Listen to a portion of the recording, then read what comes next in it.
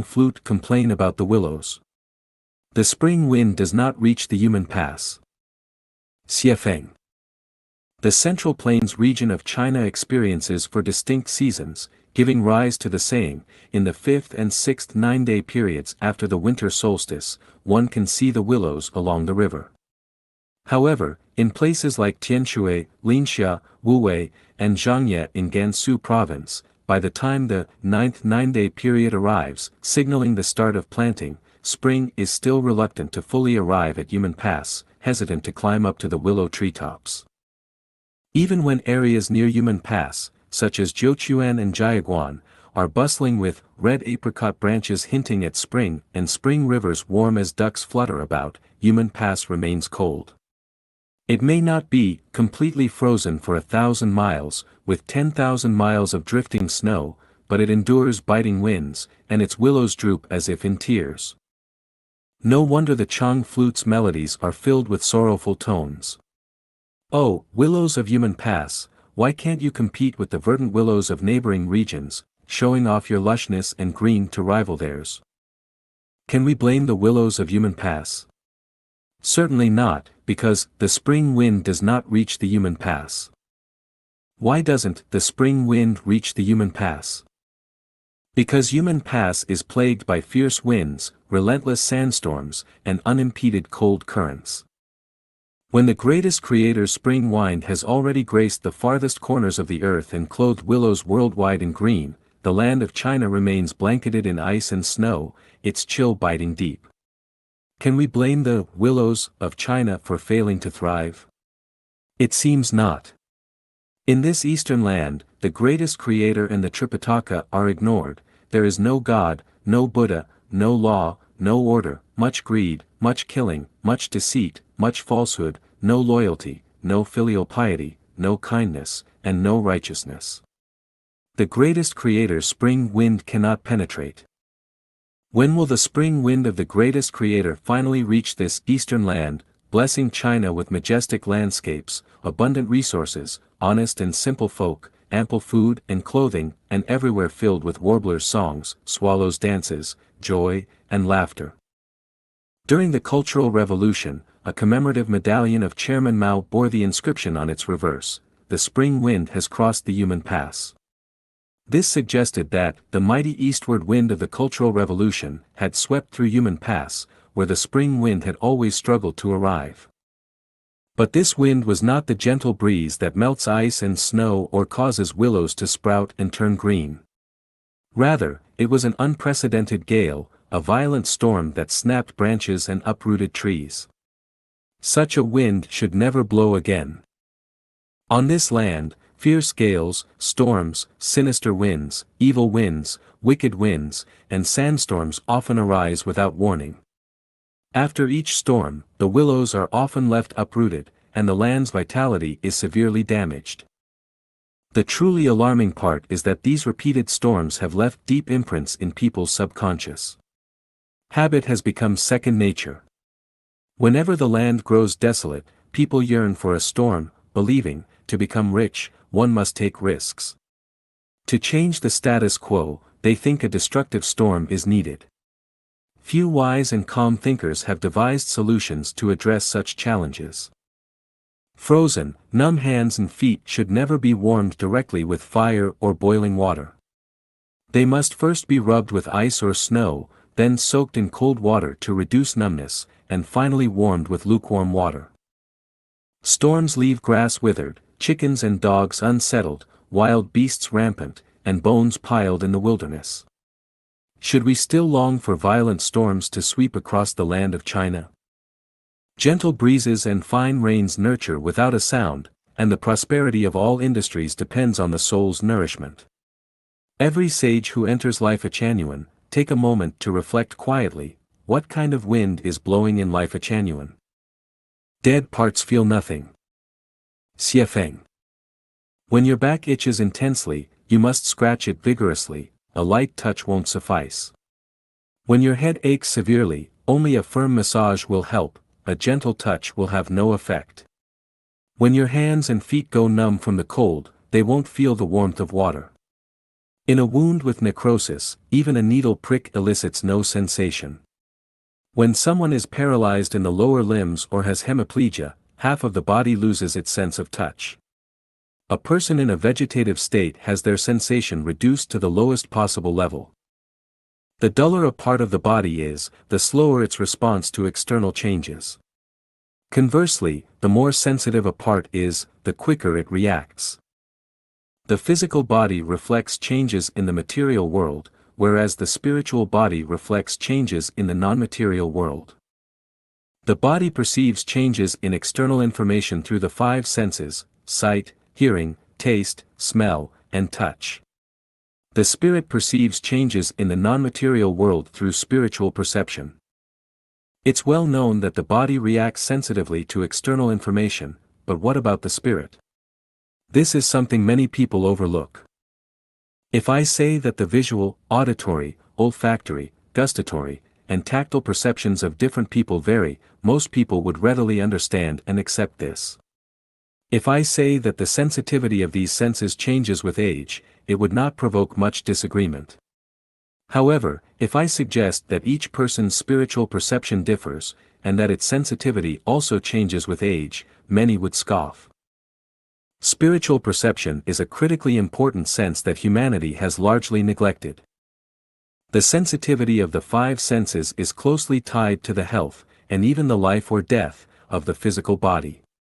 Similarly, the sensitivity of spiritual perception is deeply connected to the health and survival of the spiritual body. Just as necrotic tissue in the body lacks sensation, necrotic parts of the spirit are also devoid of feeling. Spiritual perception is not mysterious. For instance, people with heightened spiritual perception are highly sensitive to the government's new policies. They quickly adjust their thinking and direction in response. Conversely, people with low spiritual perception remain indifferent, even when the policies are explained to them. Only when the changes become reality do they finally react. Those with heightened spiritual perception can detect the future trajectory of events from subtle clues. Those with dull spiritual perception only wake up after a crisis has fully unfolded. The foundation of spiritual perception is spirituality, which is about grasping things intuitively, heart to heart, mind to mind. We say, some horses and dogs are highly spiritual because they sense human intentions and respond promptly. Conversely, we say, some pigs and cows lack spirituality because they only respond when beaten with a whip. The primary reason for low spiritual perception is a scattered mind that lacks focus. Just as a magnifying glass can focus sunlight onto a single point to ignite a piece of paper, spiritual perception requires mental focus. Without focus, the energy dissipates, and nothing ignites. Spiritual perception can be cultivated. For example, an American oil exploration company once drilled several wells in an area but found no oil. Years later, another company drilled in the same area and struck oil. Why? The first company didn't drill deep enough, while the second went deeper. Similarly, whether a diver finds treasures on the ocean floor depends on the depth of their dive. Our ability to see the deeper essence of things hinges on the depth of our spiritual cultivation. The essence of cultivation lies in refining the heart. When the heart is pure and transparent, spiritual perception becomes sharp. Those with high spiritual perception rise above worldly distractions, are not misled by illusions, and can seize the critical points to walk the best path in life. The so-called great hermits are individuals with extraordinarily high spiritual perception. These rare individuals are the finest among humanity. Meeting such a person in life is akin to receiving a flashlight in the dark. It dispels confusion and illuminates the way forward. Those with dull spiritual perception are unresponsive to the calls of gods or Buddhas. They dismiss these calls as nonsense and continually deny the existence of the greatest creator. Necrotic tissue feels nothing, no matter how often you call, it does not respond. Even as they shiver in the biting snow, they remain oblivious. Opening a small path for everyone, stepping outside the three realms, beyond the five elements. Xie Feng.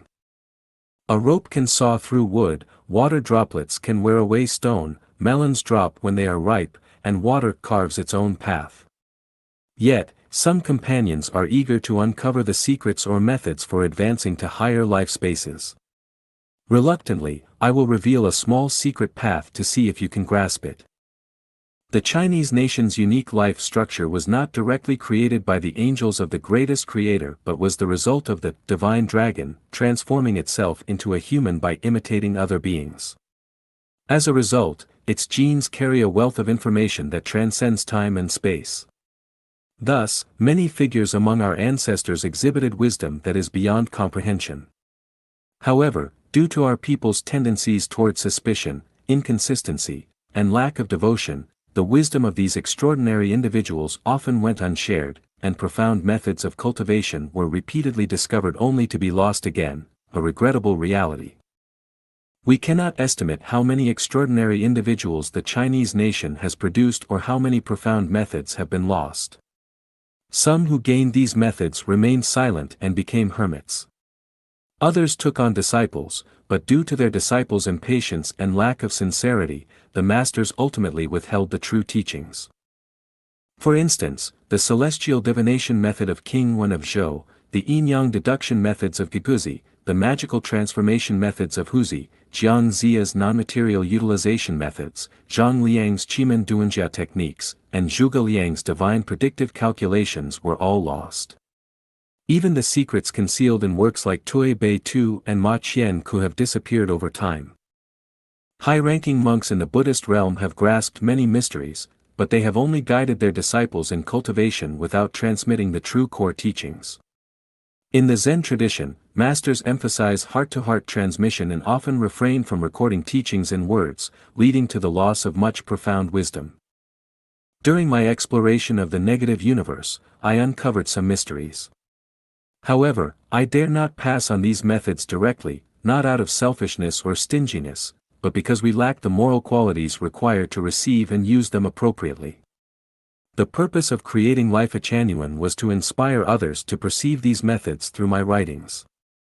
Only by exhausting one's own efforts and comprehending them independently can one truly grasp their profoundness and prevent misuse. To ascend to higher life spaces, one must understand many principles. Once these principles are thoroughly comprehended, the methods will naturally reveal themselves. This is known as success follows naturally when the time is right. The more one hastens to find shortcuts, the further one drifts from the true methods. The more one clings to oneself, the more one loses oneself. I have explained this reasoning in my discussion of unconventional thinking. Below, I will guide you through an example combined with a story. I trust that those who truly embrace Life Genuine will gain insight from it. There is a story in the Lizi, Yellow Emperor chapter. A mystical sorcerer from Qi came to reside in Zheng, named Ji Xian. He could predict people's life and death, existence and extinction, fortune and misfortune, and longevity with divine accuracy by years, months, tens of days, and days. The people of Zheng avoided him out of fear. Lizi was fascinated and reported this to Huzi, saying, "I once thought your teachings were the highest, but now I see there is someone even higher." Huzi replied, "We have discussed these matters in writing, but you have not grasped their practical reality. How could one understand Taoist skills? If there are only female animals and no males, how could they produce eggs? You insist on using your little tricks to deal with people in the world, you are bound to reveal your true face, so it's easy for people to see through you and read your fortune. Try to invite him over and let him read my fortune." The next day, Lizi brought Ji Xian to meet Huzi. After Ji Xian left, he told Lizi, "Ah, your teacher is about to die, he cannot live, not more than 10 days. I observed that his appearance was peculiar, resembling wet ash." Lizi entered, crying so much that his clothes were wet, and reported this to Huzi. Huzi said, "I showed him the aspect of the earth. In a state of stillness and non-movement, he saw my life force as blocked. Invite him again." The next day, Ji Xian came with Lizi again. After Ji Xian left, he told Lizi, your teacher is fortunate to have met me, he is recovering. There is vitality in his whole body, and I see the blocked life force starting to stir. Li Zi informed Hu Zi. Hu Zi said, what I showed him was the junction of heaven and earth, where neither empty fame nor tangible benefits enter the heart, yet the life force has already started to stir at my heels. This is the awakening of the blocked life force. Therefore, he saw my life force improving. Invite him again. The next day, Ji Xian came with Li Zi once more. After Ji Xian left, he told Li Zi, your teacher was sitting there with a distracted mind. I could not read his fortune. Wait until his mind is settled, then I will read his fortune. Li Zi informed Hu Zi. Hu Zi said, I showed him the aspect of great emptiness with no discernible signs. Therefore, he saw my chaotic, balanced life force. The places where a whale circles, water accumulates, or flows all become deep abysses. Similarly, where water gushes, falls, breaches, or converges, deep abysses form. These are the 9 kinds of abysses. Invite him again. The next day, Li Zi brought Ji Xian again. Before Ji Xian could stand still, he fled in panic. Xi said, chase him. Li Zi chased after him but could not catch him and reported to Hu Zi, he has disappeared, I could not catch him. Hu Zi said, what I showed him did not leave my original appearance. I was without attachment, changing with him. He could not discern who I was. Thus, I followed him like grass, shifting like water, so he fled. The key takeaway is that Ji Xian, who possessed extraordinary divination skills, could accurately read the fortunes of ordinary people but was rendered powerless before Li Zi's master, Hu Zi. The profound